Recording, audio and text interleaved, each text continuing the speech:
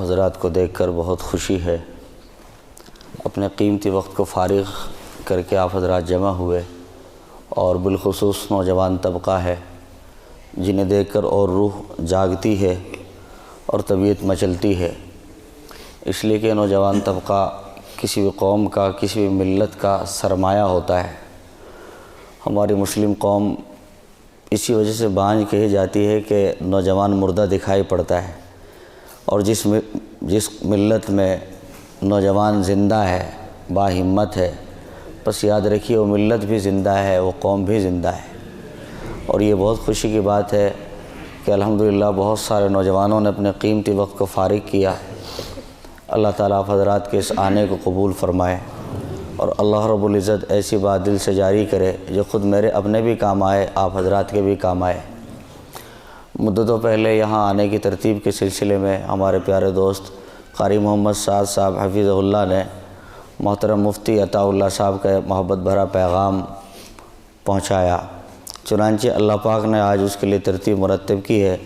بہت سارے علماء کرام قصبے بھر کے یہاں تشریف رکھتے ہیں، بہت سارے طلباء کے، بلکہ یہ کہیے کہ استادوں کے بھی استاد حضرت مولانا محمد عمران صاحب یہاں تشریف رکھتے ہیں، مولانا شفیق صاحب یہاں تشریف رکھتے ہیں، مولانا منور صاحب یہاں تشریف رکھتے ہیں، اور بہت سارے قیمتی حضرات ہیں۔ اللہ تعالیٰ سب کے مل بیٹھنے کو قبول فرمائے، ہم سب کو اللہ پاک اپنی محبت و ممتا سے مالا مال فرمائے۔ مسجد کا ماحول بھی دیکھ کر اس کے ظاہر کو خوشی ہو رہی ہے۔ بہت دن پہلے آنا ہوا جب عارف وقت حضرت مولانا مفتی محمد امجد صاحب قاسمی تشریف لائے تھے، اور علماء کرام کے لیے مخصوص نشست منعقد ہوئی تھی۔ اس نشست میں شرکت کی سعادت یہاں میسر آئی تھی۔ آج اللہ پاک نے پھر سے یہاں مل بیٹھنے کا موقع دیا ہے۔ اللہ تعالیٰ ہم سب کے اس مل بیٹھنے کو قبول فرمائے۔ درود شریف پڑھ لیجیے۔ الحمدللہ وکفیٰ وسلام علی عبادہ الذین اصطفیٰ، اما بعد، فاعوذ باللہ من الشیطان الرجیم، بسم اللہ الرحمن الرحیم۔ وذکر فإن الذکرى تنفع المؤمنین، صدق اللہ العظیم۔ سبحان ربک رب العزت عما یصفون، وسلام علی المرسلین، والحمد للہ رب العالمین۔ اللہم صلی علی سیدنا محمد وعلی آل سیدنا محمد وبارک وسلم۔ اللہم صلی علی سیدنا محمد وعلی آل سیدنا محمد وبارک وسلم۔ اللہم صلی علی سیدنا محمد وعلی آل سیدنا محمد وبارک وسلم۔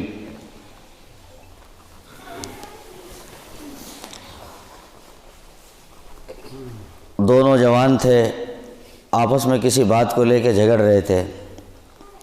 سوالات دونوں کے بہت پیارے تھے، لیکن ایک دوسرے سے اوپر چڑھا جا رہا تھا۔ چنانچہ آپس میں جھگڑتے سوالات کی ترتیب آگے بنتی رہی، اور بہت سارے سوالات کے بیچ میں دو سوال ان کے بہت پوائنٹ اور قیمتی تھے۔ سوال کیا تھا؟ سوال بھی اصل میں ماحول کا پتہ دیتا ہے، معاشرے کا پتہ دیتا ہے، کلچر اور تہذیب کا پتہ دیتا ہے۔ اس سے فکروں کا اندازہ ہوتا ہے کہ ماحول میں چلتا ہے کیا، ماحول میں بنتا ہے کیا۔ گزشتہ دنوں میں یہاں بستی میں حاضری ہوئی تو ایک نوجوان نے اس سوال کا ایک پرچہ تھمایا۔ وہ سوال بھی بہت قیمتی تھا۔ اس سوال سے پہلے اس سوال کو دہرائیں۔ چنانچہ جب پرچہ ہاتھ آیا تو پرچے میں لکھا ہوا تھا کہ میں رات کو لیٹتا ہوں، خواہشات مجھے تنگ کرتی ہیں، گناہ کے خیالات آتے ہیں، اور کئی مرتبہ یہ گناہوں کے خیالات مجھے عین سجدے میں آتے ہیں، اور بہت مرتبہ کہ یہ خیالات اتنی کثرت کے ساتھ، اتنی تیزی کے ساتھ آتے ہیں کہ بس ایسا لگتا ہے کہ جیسے میرا وضو ہی فاسد ہو گیا ہو۔ میں قرأت میں ہوتا ہوں تو یہ خیالات چلتے ہیں، اور رکوع میں جاتا ہوں تو چلتے ہیں، کہ عین سجدے کے موسم میں جب اللہ پاک کے قدموں پڑا رہتا ہوں اس وقت خیالات بہت تیز ہو جاتے ہیں، اور طرح طرح کے خیالات آتے ہیں، اور ان خیالات میں زیادہ تر خیالات خواہشات کے ہوتے ہیں۔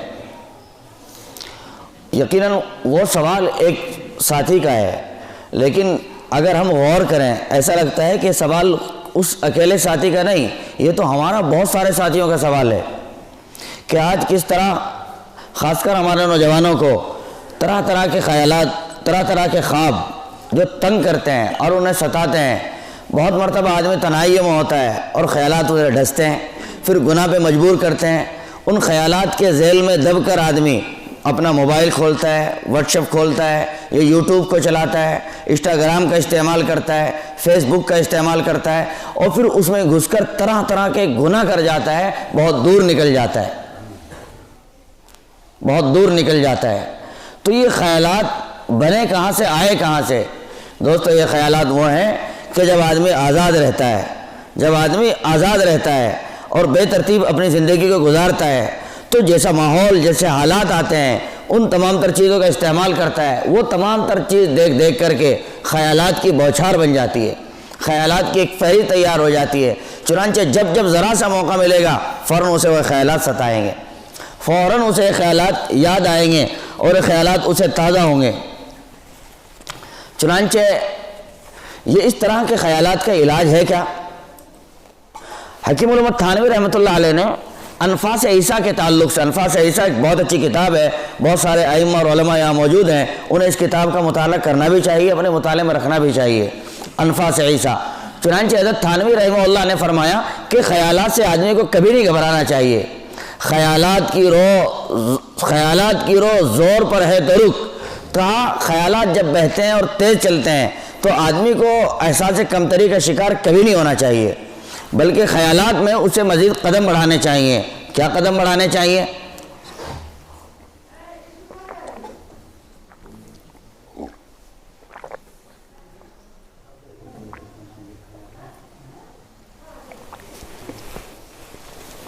جیسا آدمی کو جب خیال آتا ہے تو پہلے ویلے میں گھبرانا نہیں چاہیے، بلکہ ان کا حل تلاش کرے۔ ان کا حل کیا ہے؟ اس کے بہت سارے حل ہیں۔ ایک تو قرآن آیات کو جب ہم پڑھیں گے تو اندازہ ہوگا۔ مثلا قرآن پاک میں وما ابرئ نفسی ان النفس لامارۃ بالسوء، کہ نفس جو ہے بری راہ سو جاتا ہے۔ ان النفس لامارۃ بالسوء، نفس بری راہ سو جاتا ہے، الا ما رحم ربی، مگر کسی کے اوپر اللہ کا فضل ہو جائے، پروردگار کا رحم ہو جائے، وہ بندہ بچ بھی جاتا ہے۔ تو خیالات، ایسے برے خیالات نہ آئیں، یا اگر آئیں تو کم از کم ان کا کسی درجے میں تدارک ہو جائے، ازالہ ہو جائے یا امالہ ہو جائے۔ اس کی صورت حال کیا ہے؟ تو اس کے بہت سارے علاج لکھے ہوئے ہیں۔ نمبر 1، آدمی کو چاہیے کہ اپنے اوپر مجاہدہ کرے، اور وہ مجاہدہ ہے بھوکا رہنے کا، فاقہ مستی کا، کہ کچھ نہ کچھ کسی نہ کسی درجے میں آدمی فاقہ کرے۔ اب فاقہ یہ ایک عجیب سی چیز ہے۔ فاقہ نہ صحیح، اس کی جگہ شریعت محمدی صلی اللہ تعالی وسلم میں ایام بیز روزے رکھے ہیں۔ ایام بیز انہیں جانا جاتا ہے کہ مہینے کے اندر 3 دن کے روزے آدمی استعمال کرے، 13، 14، 15۔ بذاتہ امام بخاری رحمۃ اللہ علیہ نے اس پر بھرپور تشریح فرمائی ہے، اور اپنے یہاں اس کا باب باندھا ہے کہ ایام بیز کس کس کو کہا جاتا ہے اور کیا کیا اس کے نفع اور فائدے ہیں۔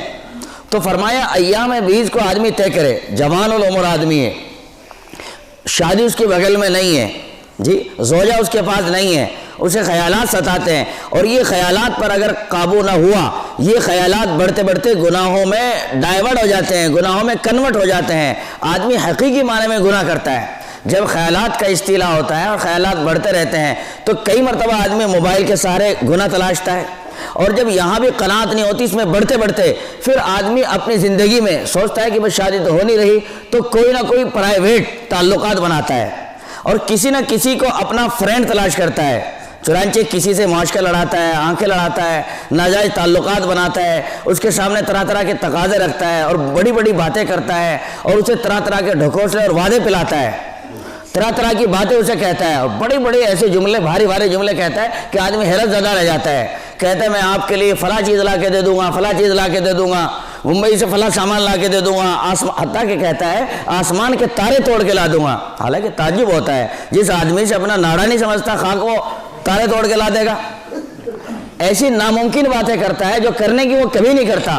یہی نوجوان، اس کو دیکھا گیا، اسی کی ہم پلے، اسی کا دوست، جب اس کی شادی ہو جاتی ہے سگی بیوی کو وقت پہ دوا نہیں دلاتا، اس کے بھرپور جو اپنے تقاضے گرمی سردی کپڑوں کے وہ پورے نہیں کرتا، لیکن جس سے ناجائز تعلقات بناتا ہے جس سے حرام لذتیں لیتا ہے اس سے طرح طرح کی باتیں بناتا ہے اور طرح طرح کی باتوں میں اسے رجھا کر اپنے مقصد کے لیے استعمال کرنے کی کوشش کرتا ہے۔ یہ تمام تر چیزیں پیدا ہوتی ہیں غلط خیالات سے، جس کی ابتدا ہے غلط خیالات۔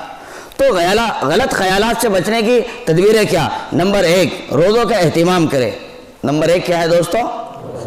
روزوں کا اہتمام کرے، اور پورے مہینے کے روزے نہیں رکھنا ہے، صرف ایام 20 یعنی 13، 14، 15 ان تاریخوں میں روزہ رکھنے کا وہ اہتمام کرے۔ کیوں؟ حجت الاسلام امام غزالی رحمۃ اللہ علیہ نے فرمایا کہ ماحول میں دیکھا گیا ہے جب کوئی گھوڑا سدھانا پڑتا ہے، اس کے اوپر آدمی بیٹھے تو وہ ابتداء بٹھاتا نہیں ہے، وہ طاقتیں دکھاتا ہے، ٹانگ ہلاتا ہے، دم ہلاتا ہے اور آدمی کو گرانے کی کوشش کرتا ہے۔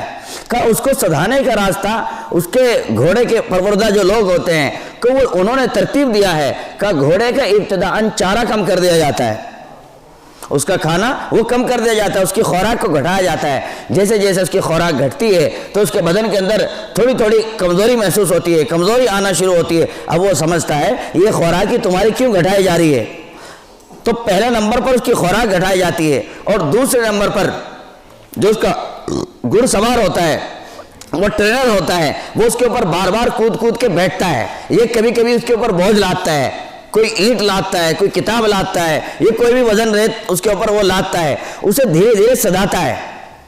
پہلے میں تو جب اس کے اوپر اگر بوجھ رکھے تو اتار کے پھینک دیتا ہے، آدمی کو رکھے تو آدمی کی ہڈی توڑ دیتا ہے، اسے کدا کے رکھ دیتا ہے۔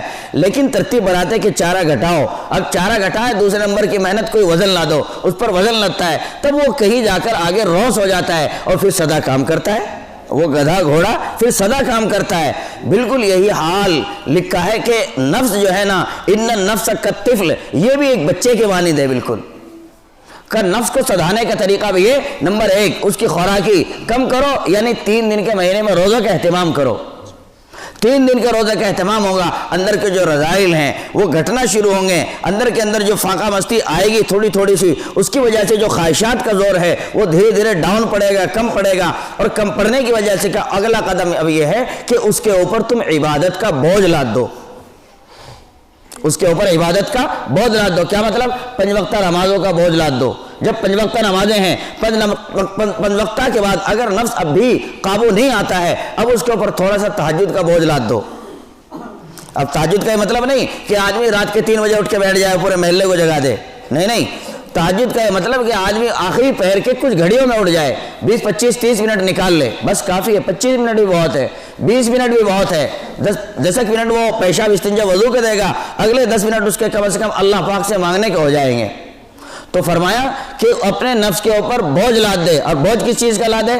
کہا تہجد کا ذرا سا بوجھ لاد دے، پھر اس کے اوپر اشراق کا بوجھ لاد دے، پھر اس کے اوپر دھیرے دھیرے قرآن پاک کے ایک پارے کا بوجھ لاد دے، پھر دھیرے دھیرے اس پر ذکر کی ترتیب کا بوجھ لاد دے۔ ایک دم سے یہ نہیں کہ وہ نواز تسبیح کو پکڑ بیٹھے، نہیں، وہ کبھی 2 تسبیح کا اہتمام کرے، کبھی 4 کا اہتمام کرے جی، اور کبھی 7 کا اہتمام کرے، کبھی 9 کا اہتمام کرے۔ جو بھی اس کا مرشد اور شیخ ہے دھیرے دھیرے اس ترتیب پر اس کو لے کے آئیں گے کہ دھیرے دھیرے اس کے اوپر بوجھ لادنا شروع کریں۔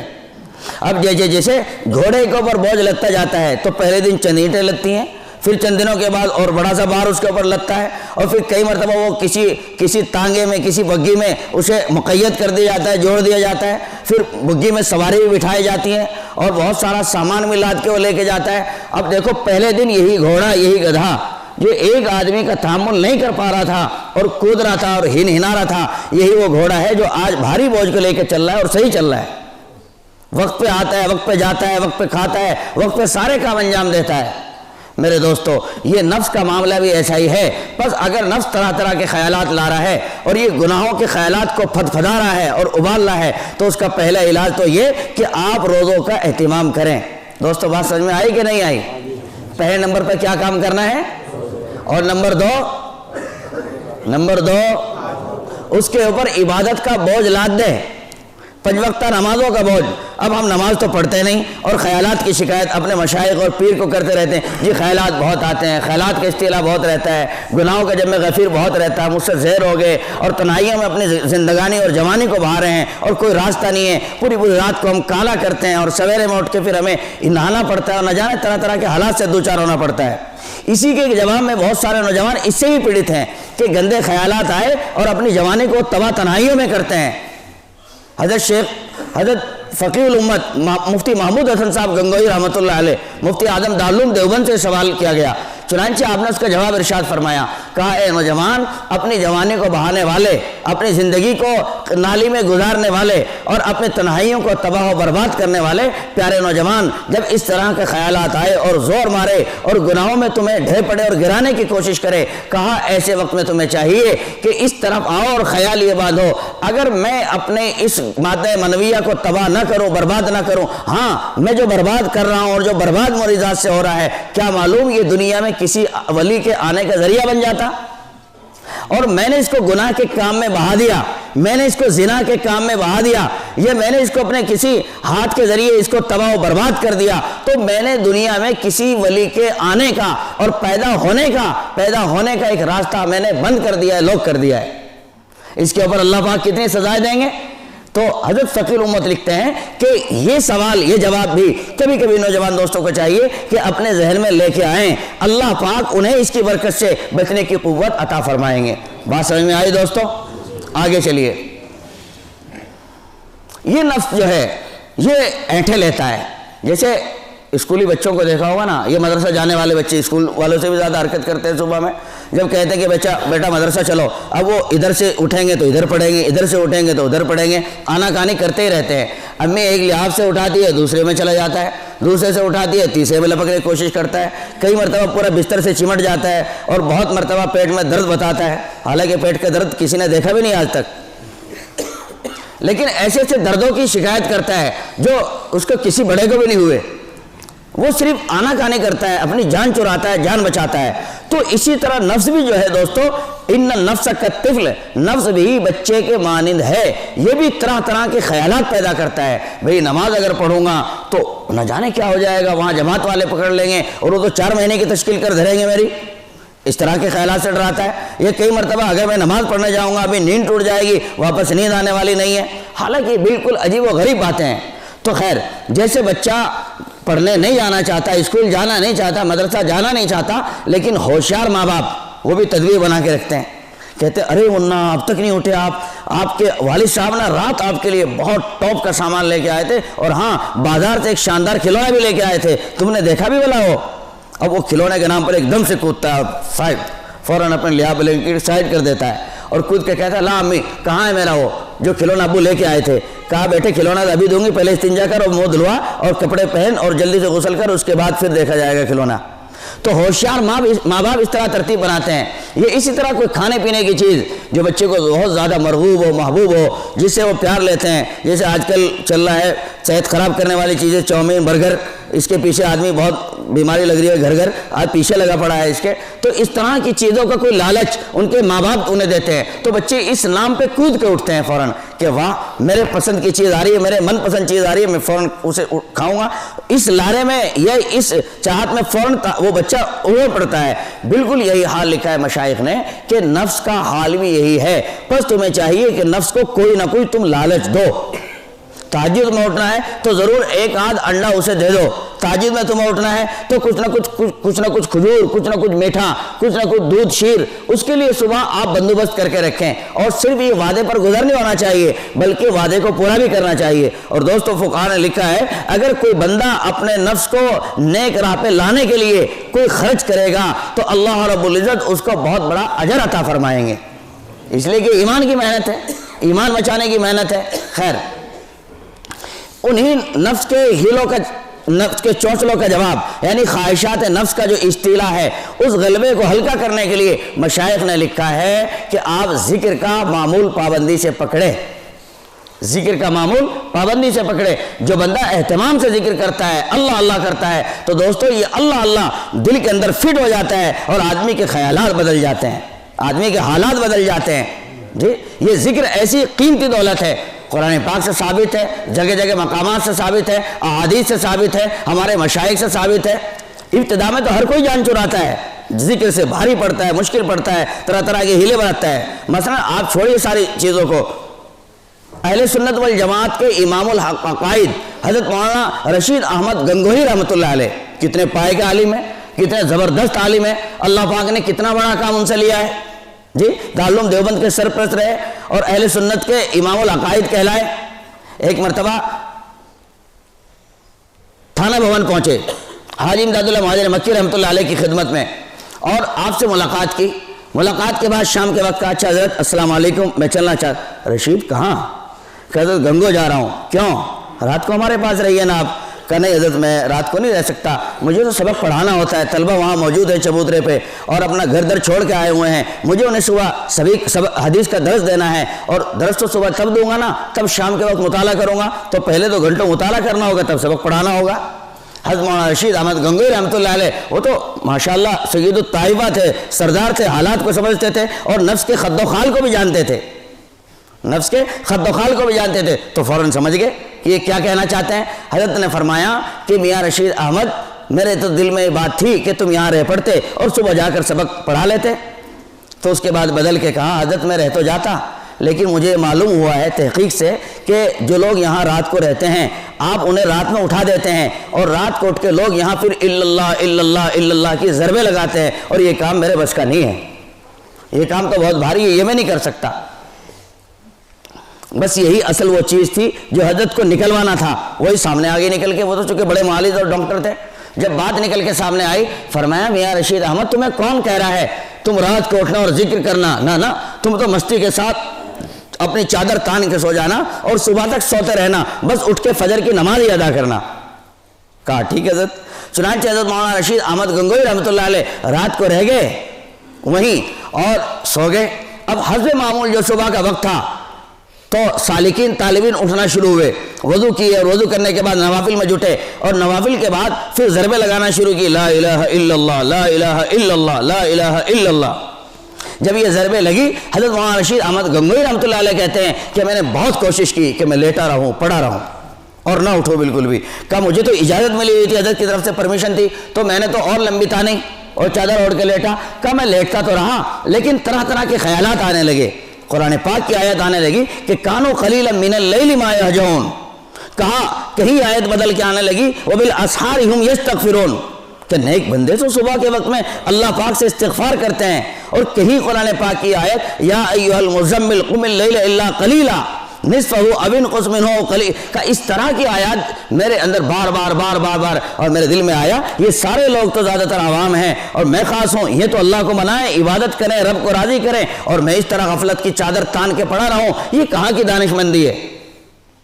चुनांचे घबरा गए और तरह तरह की जब ये आयत आई तो घबरा गए, उठ के बैठ गए और जल्दी से वज़ू किया और नफलें पढ़ी, और नफलें पढ़ने के बाद फिर चुपचाप जाके ज़िक्र की महफिल में शरीक हो गए, ज़िक्र करने लगे। हत्ता कि ज़िक्र पूरा हुआ और सुबह की तरतीब बनी। अब जब सुबह के 9-10 बजे हुए तो हज़रत मौलाना रशीद अहमद गंगोही ने हज़रत हाजी इमदादुल्लाह महाजन मक्की रहमतुल्लाह अलैह की खिदमत में वापस दस्तक दी और कहा, हज़रत अब मैं तो रात रह लिया आपके हुक्म के मुताबिक, अब मैं जाना चाहता हूँ, अस्सलाम वालेकुम रहमतुल्लाह। अच्छा रशीद अहमद तुम जाना चाहते हो? अच्छा मियाँ रशीद अहमद ये तो बताओ मेरे दाएं बाएं बैठे सुबह सुबह वो कौन जिक्र कर रहा था? फरमाया हज़रत वो तो मैं ही था आपके बराबर में। तो कहा अरे तुम क्यों, तुम्हें तो आराम करना था, तुम क्यों जिक्र के लिए उठे? कहा हज़रत मेरी तबीयत नहीं मानी कि जब सब लोग अल्लाह अल्लाह कर रहे हैं, मेरे दिल में भी ये बात की चाहत उठी कि क्यों ना मैं यहाँ बैठकर अल्लाह अल्लाह करूँ। चुनांचे मैंने भी अल्लाह कहा। फिर रशीद अहमद अगर जब तुम जिक्र करते ही हो और जिक्र करना चाह ही रहे हो, तुम्हारी तबीयत के अंदर ये बात उबल रही है, उठ रही है, तो फिर मैं ये तुमसे कहता हूँ कि फिर जब जिक्र करना है तो कम से कम सीख कर ही कर लो। कहा हज़रत सिखा दीजिए। कहा सीख लीजिए। चुनांचे बस एक दिन नहीं, एक दिन 2 दिन 3 दिन और फिर 40 दिन हज़रत मौलाना रशीद अहमद गंगोही रहमतुल्लाह अलैह अपने शेख व मुर्शिद हज़रत हाजी इमदादुल्लाह महाजन मक्की रहमतुल्लाह अलैह की खिदमत में रहे और कामिल जिक्र सीख कर वहाँ से फारिग होकर तब गए। दोस्तों ये किसकी खानका है? ये किसकी खानका है? हाजी इमदादुल्लाह महाजन मक्की रहमतुल्लाह अलैह की। और मौलाना रशीद अहमद गंगोही कौन है? दुनिया जानती है किस पाए के आदमी है। मेरे भाइयों ये जिक्र ऐसी चीज़ है, हम इसे वहशत की चीज़ न समझें, अजनबी चीज़ न समझें, नई चीज़ न समझें, ये कोई ऐसी चीज़ नहीं। इसके ज़रिए इंसान के दिलों की तरबियत होती है, इंसान के दिलों की तरबियत होती है, इंसान का दिल के जरिए परवान चढ़ता है। और जिक्र की मेहनत ऐसी मेहनत है कि धीरे धीरे धीरे धीरे आदमी के अंदर रिस जाती है और अल्लाह पाक की मोहब्बत मिल जाती है। वो बात अलग कि जिक्र के तरीक़े जुदा जुदा हैं। कभी जिक्र लिसानी कराया जाता है, جی کبھی ذکر تحلیل کرایا جاتا ہے جی، اور کبھی ذکر پھر خفی کرایا جاتا ہے، اور کبھی ذکر پاس الفاظ کی شکل میں کرایا جاتا ہے، اور یہی ذکر کبھی سلطان الاذکار اسم ذات کی شکل میں کرایا جاتا ہے، اور یہ ذکر کبھی کسی خانقاہ میں ذکر حدادی اور ارہ کی شکل میں کرایا جاتا ہے۔ مختلف اقسام ہے ذکر کی، جیسا ماحول ہوتا ہے، جیسے سالک کی طبیعت ہوتی ہے، ویسے ہی معالج اس کا علاج طے کرتا ہے، جس چیز کی ضرورت پیش آتی ہے اسی کی طرف اس کو وہ متوجہ لے کے چلتا ہے۔ خیر، بات چل رہی تھی کہ نفس کو کس طرح سدھایا جاتا ہے، تو وہ نفس جو گناہوں کی طرف مائل ہوتا ہے اور گناہوں کی رغبت کرتا ہے اور گناہ کے خیالات کو سوچتا ہے اور گناہوں کی طرف کو آتا ہے، تو اس کا جہاں اتنا سارا علاج ہے وہیں ایک علاج لکھا ہوا ہے الا ما رحم ربی، کہ اپنے پروردگار سے دعا بھی مانگے، اپنے پروردگار سے دعا بھی مانگے۔ جیسے آدمی دوا کھاتا ہے نا، علاج کراتا ہے، مہنگے علاج کراتا ہے، اور ساتھ ساتھ میں کہتے ہیں میں بیمار ہوں، میرے حق میں دعا کرنا، اور خود بھی دعا کا اہتمام کرتا ہے، یا اللہ میں بہت بھاری مرض میں گرفتار ہوں۔ بالکل اسی طرح ذکر وغیرہ بھی کرتا رہے، اور ذکر کے ساتھ ساتھ اپنے اللہ سے لو بھی لگا کے رکھے، بار بار مانگتا بھی رہے، اپنے اللہ سے روتا بھی رہے، بار بار کہتا بھی رہے پیارے رب میرے ایمان کے لالے پڑ رہے ہیں، میرے ایمان پہ ڈاکے پڑ رہے ہیں، میرے ایمان کو چھیڑا چھینٹا جا رہا ہے، اللہ جی آپ بچا لیجئے بچا لیجئے۔ اس طرح دعا بھی، یہ اس لیے کہ اصلی نسخہ ہے۔ ایک مثال سے سمجھے، ایک مثال سے سمجھے۔ اصل میں دماغ، یہ خواہشات جو چیز آتی ہیں یہ کوئی ایسی چیز نہیں آج رک جائیں گی، یہ تو آتی رہیں گی۔ دماغ کی مثال اکابر نے ہائی وے کی طرح لکھی ہے، ہائی وے۔ جیسے ہائی وے پر کوئی نہ کوئی سواری گزرتی رہتی ہے، کبھی بائک گزری، کبھی ٹرک گزرا، کبھی گاڑی گزری جی، کبھی جیپسی گزری، کچھ نہ کچھ گزرتا ہی رہتا ہے۔ تو دماغ کا معاملہ بھی ایسا کچھ نہ کچھ اس پہ آتا ہی رہے گا۔ کامیاب آدمی وہ جو اس سے چھیڑ چھیڑ نہ کرے اور اپنے کام پہ لگا رہے۔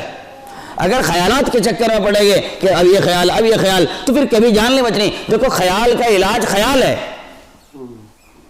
صوفیہ نے لکھا ہے جی کہ خیال کا علاج خیال ہے، خیال کو خیال سے ٹالو۔ کیا مطلب؟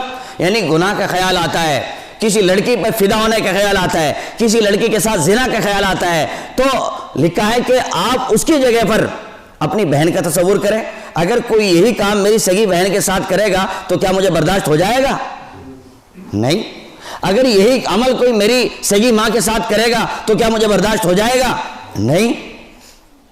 یہ خیال کریں۔ دوسرا، خیال کا علاج خیال سے، جب گناہ کا خیال آ رہا ہے آپ اپنے آپ کو محبوب صلی اللہ علیہ وسلم کا خیال لے کے آئیں، محبوب صلی اللہ علیہ وسلم کے مدینہ کا خیال لے کے آئیں، مکہ المکرمہ کا خیال لے کے آئیں، وہاں طواف کا خیال لے کر کے آئیں، قرآن پاک کا خیال لے کے آئیں، تو خیال کا علاج خیال سے، آپ خیال کو چینج کریں تو کام بن جائے گا۔ اور فائنلی چیز جو اس کی آخری چیز ہے وہ ہے دعا۔ وہ کیسے؟ ایک مثال کے ذریعے سمجھیں۔ جیسے آپ کسی کے کھیت پہ گئے، فارم پہ گئے جی، یہ کسی کے بھٹے پہ گئے۔ آدمی رات کے وقت میں کسی فارم پہ جاتا ہے، کسی نے مرغا فارم بنا رکھا ہے یا اور مچھلی فارم بنا رکھا ہے، تو عموماً آدمی ایسے مقامات پر چونکہ سسٹم جنگل میں ہوتا ہے تو کوئی نہ کوئی کتے خرید کے رکھ لیتا ہے، 2-4، اور کتے بھی بڑے مضبوط قسم کے ہوتے ہیں، وہ ماंس پیتے ہیں، مانساہاری ہوتے ہیں۔ تو اگر آدمی کسی کے فارم پہ جائے تو دیکھا ہوگا آپ نے، وہ کتے کھڑے ہو جاتے ہیں، سطڑ ہو جاتے ہیں اور بھونستے ہیں اور طرح طرح کی آواز نکالتے ہیں۔ اگر آدمی قریب چلا جائے اور وہ کھلے ہوئے ہوں تو پورے آدمی کو اپنے اندر لے جائیں، نہ چھوڑ پائیں، ایسے بھیانک ہوتے ہیں۔ اور کتا واقعی ہوتا بھی بھیانک ہی ہے۔ حضرت شاہ ولی اللہ محدث دہلوی رحمۃ اللہ نے لکھا ہے اپنے ایک مقام پر کہ میں کتے سے بہت زیادہ ڈرتا ہوں۔ وہ تو کتا ڈرنے کی چیز بھی ہے، آدمی کو کاٹ لے تو ہڑک ایسی ابھرتی ہے، آدمی گھاتک ہو جاتا ہے۔ تو خیر، جب وہ کتا بھونکتا ہے، بھونستا ہے اور اس کے اوپر ٹوٹ پڑتا ہے، تو نادان آدمی تو وہ جو طرح طرح کے ہیلے وہاں اختیار کرے گا، کبھی ڈنڈا اٹھائے گا، کبھی دھمکائے گا، کبھی کچھ کرے گا۔ اگر وہ 10-5 وہ خدا نہ کرے تو چپٹ پڑیں گے، آپ کے ڈنڈے کا بھی پتہ نہیں لگنے دینے کے۔ لیکن ہوشیار آدمی فوراً وہ ایک آواز میں پہچان لیتا ہے کہ اوہ یہ تو ایک نہیں کئی ہیں، اور نہ جانے کتنے چھپے ہوں، اور ایک نے بھی حملہ بول دیا تو کیا عاشق میرا بنے گا۔ چنانچہ ہوشیار آدمی جیب میں ہاتھ ڈالتا ہے اور چپکے سے فون نکالتا ہے اور مالک کو فون کرتا ہے کہ بھائی جان میں آپ کے فارم پہ تو حاضر ہو گیا ہوں، لیکن فارم پہ آؤں آگے کہ پھر آ جائیے، کہ آؤں کیسے، یہاں اتنے پہرے دار کھڑے ہیں، مجھے نوچ کھائیں گے استقبال کرنے والے۔ کہا اچھا کوئی بات نہیں۔ چنانچہ وہ مالک جو ہے نا اپنے حجرے سے باہر نکلتا ہے، کمرے سے باہر نکلتا ہے، اور کمرے سے باہر آ کے ایک کھنکاری دیتا ہے، ایک کھنکارتا ہے، بس ایک کھنکار دیتا ہے۔ کتا سمجھ جاتا ہے میرا مالک بیدار ہے، جاگ رہا ہے، فوراً آنے والے کو راستہ دے دیتا ہے، سائڈ ہو جاتا ہے۔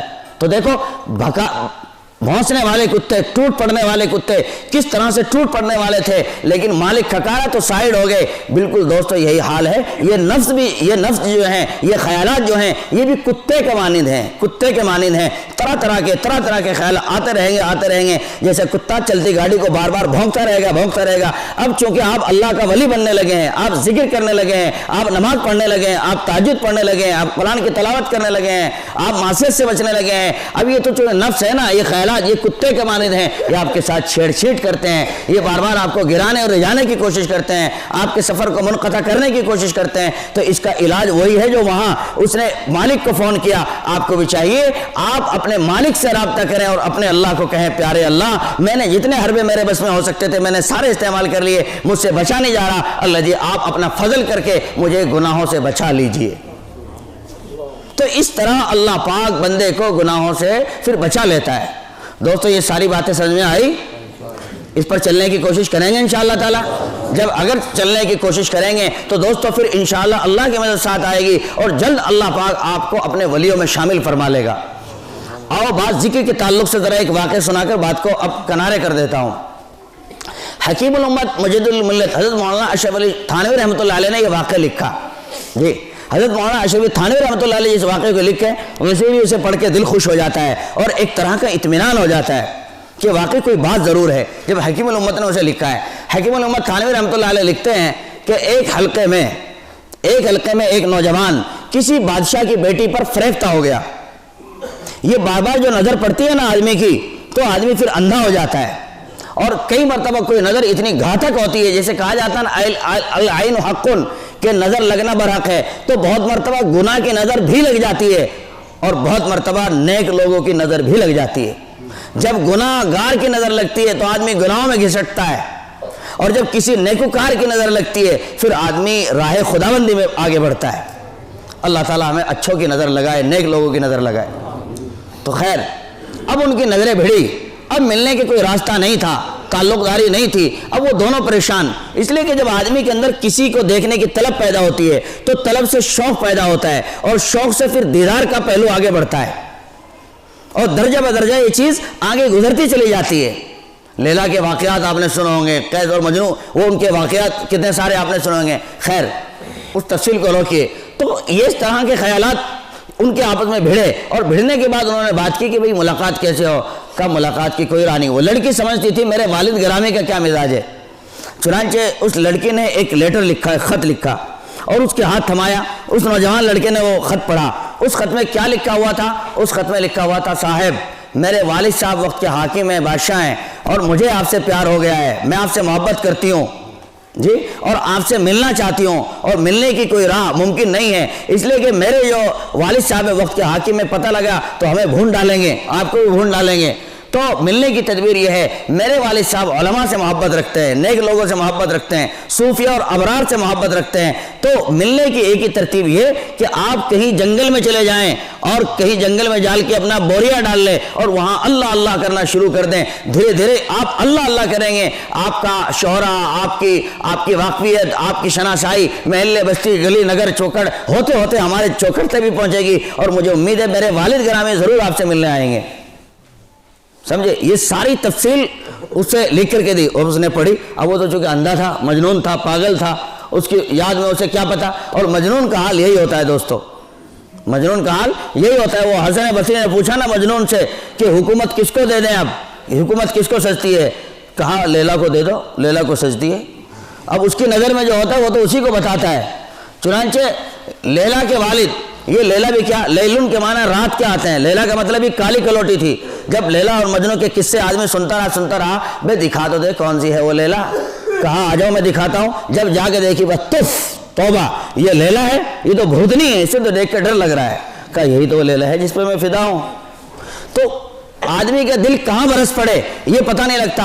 अल्लाह ताला हम सब की हिफाजत फरमा। मखलूक की मोहब्बत आदमी के चेहरे को वीरान करती है, मखलूक की मोहब्बत इंसान के दिल को बर्बाद करती है, मखलूक की मोहब्बत उसकी रोजी को तंग करती है, मखलूक की मोहब्बत आदमी को दिन रात के जागने पर मजबूर कर देती है और मखलूक की मोहब्बत आदमी को खिबती पागल जैसा बना देती है।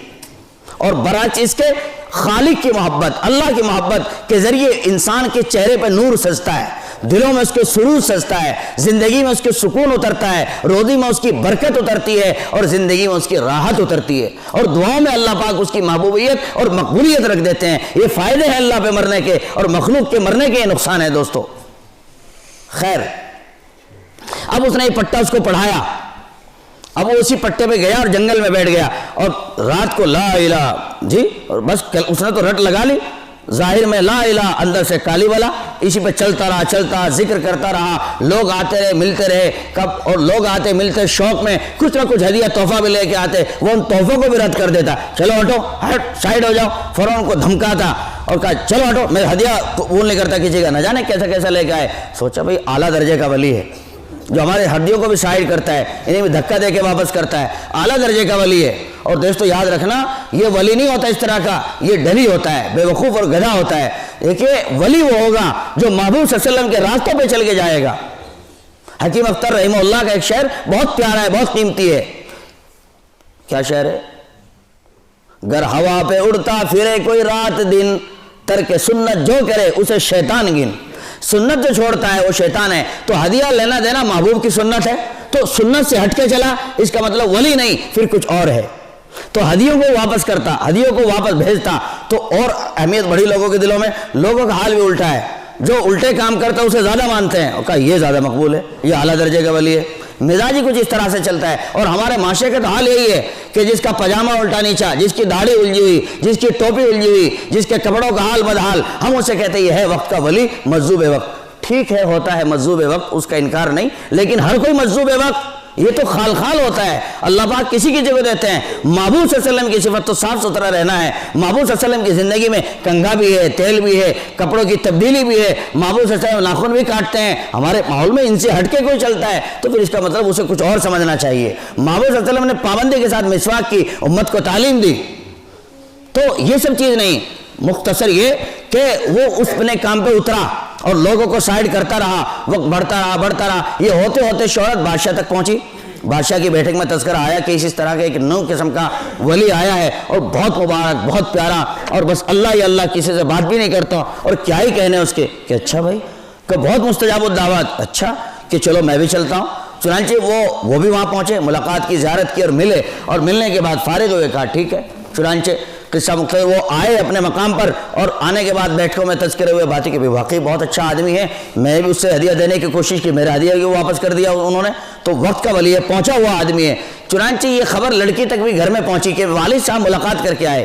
تو لڑکی نے پوچھا ابو جی آپ وہاں گئے تھے جو اس ولی صاحب سے ملنے، ملے آپ کو؟ کہ بیٹے بالکل۔ کہ ولی ہیں کوئی ڈھونگی ڈھانگی؟ کہنا نہیں، ایک نمبر کا ولی، بہت متعجد، بہت ذکر کرنے والا، بہت مراقبے کرنے والا، اعلیٰ درجے کا ولی ہے۔ کہا ابو جی جب آپ گئے ہیں تو میرے بھی دل میں داعیہ ہے کہ آپ مجھے اجازت دیں میں بھی اپنی سہیلیوں کے ساتھ ان سے ملاقات کر کے آؤں اور ان کی زیارت کر کے آؤں، ان سے دعائیں لے کے آؤں۔ کہا بیٹا بالکل آپ بھی جا سکتی ہیں، کیوں نہیں جا سکتی آپ جائیے۔ چنانچہ اس نے اجازت لی، اور اپنے جو شیطانی حربے اور حرکات تھی وہ تمام کی تمام اس نے مزین و مرصع کی، اور ان تمام پر چیزوں کو لے کر اور اپنے آپ کو بنا سنوار کر کے وہ بھی اسی جنگل، اسی خانقاہ کی طرف روانہ ہوئی۔ چنانچہ پہنچی، جب جا کے بیٹھی تو کہا کہ بھئی ہمیں ان سے ملنا ہے حضرت صاحب سے۔ تو جو ان کے درویش کے خادم تھے انہوں نے کہا کہ میں پوچھ کے آتا ہوں۔ چنانچہ ایک لیڈی آئی ہے، اس کے ساتھ کئی لیڈیاں ہیں، آپ سے ملاقات کرنا چاہتی ہیں۔ کہا بھائی میں نہیں ملوں گا، انکار کر دیجئے، میں ملنے والا نہیں ہوں۔ چنانچہ پلٹ کے آیا کہ حضرت نے کہا میں ملنا نہیں چاہتا ہوں، میں ملنے والا نہیں، اس وقت میرا موڈ نہیں ہے۔ کہا کہو ان سے حاکم وقت کی بیٹی آئی ہے اور آپ سے پرسنل ملاقات کرنے کے لیے آئی ہے، آپ ذرا بالکل وقت دیجئے۔ چنانچہ وہ گیا اور انہوں نے ایک کلمات جا کے دہرائے۔ انہوں نے کہا کہ دیکھو کوئی بھی آئی ہو، حاکم وقت کی بیٹی ہو، فقیر وقت کی بیٹی ہو، کوئی بھی ہو، مجھے کسی سے نہیں ملنا ہے، اور اس وقت تو میرا ابھی آدھے گھنٹے کی مناجات باقی ہے، مجھے مناجات پورا کر کے تب ملوں گا میں اس سے۔ کہا ٹھیک ہے۔ کہا یہ کہلوایا۔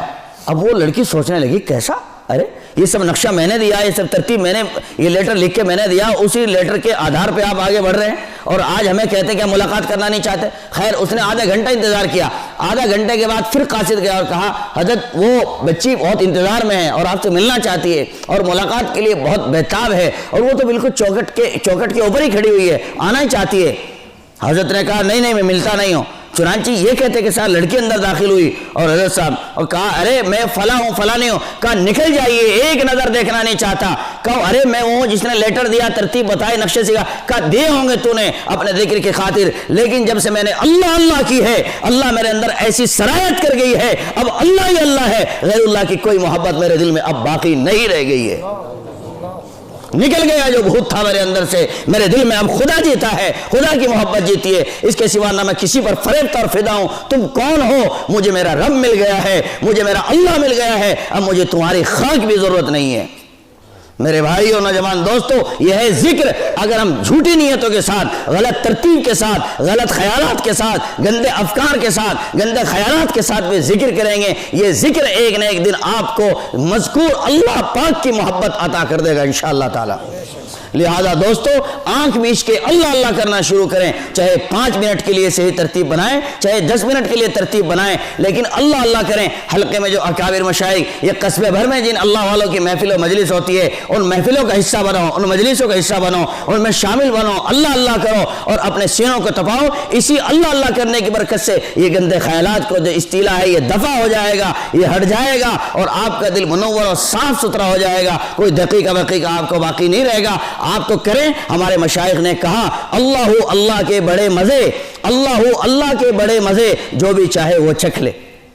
اس میں کسی کی بات نہیں کہ فلاں آدمی کرے گا, فلاں کرے گا تو ہوگا. نہیں نہیں, جس کے جی میں آئے, جب جی میں آئے اور جہاں جی میں آئے وہ اللہ اللہ کرے. اللہ اللہ کے ذریعے اس کا دل اللہ تعالیٰ کی محبت سے, معرفت سے منور اور لبریز ہوگا. اور پڑھیے آپ محبوب صلی اللہ علیہ وسلم کی زندگی سے لے کر کے صحابہ, ائمہ مجتہدین, علماء, مشائخ, علماء دیوبند, سب کے تذکرے, افکار, ان کے حیانات, ان کی سوانح عمری آپ پڑھتے جائیے. سب کی زندگیوں میں ملے گا وہ کیسے تنہائیوں میں بیٹھ کر اللہ اللہ کیا کرتے تھے. کوئی بالجہر کرتا تھا, کوئی بالسر کرتا تھا. حضرت شیخ الہند مولانا محمود حسن دیوبندی کے واقعات میں ہے, طالب علم کتاب سمجھنے پہنچ گئے صبح, اللہ اللہ کی رٹ جاری تھی, بس ایسے بھاری جوابات دیے کہ طالب علم دیکھتا ہی رہ گئے, یہ کیا بتا رہے ہیں حضرت مجھے. اس لیے کہ روح اللہ اللہ کر کے ایسی پرواز میں تھی. میں سمجھتا ہوں کہ انشاءاللہ تعالی یہ باتیں بہت ہوئی. اللہ تعالیٰ ان باتوں پر مجھے بھی آپ کو بھی عمل کرنے کی توفیق عطا فرمائے, اور اللہ پاک نیک صالح بندہ بن کر رہنے کی توفیق عطا فرمائے.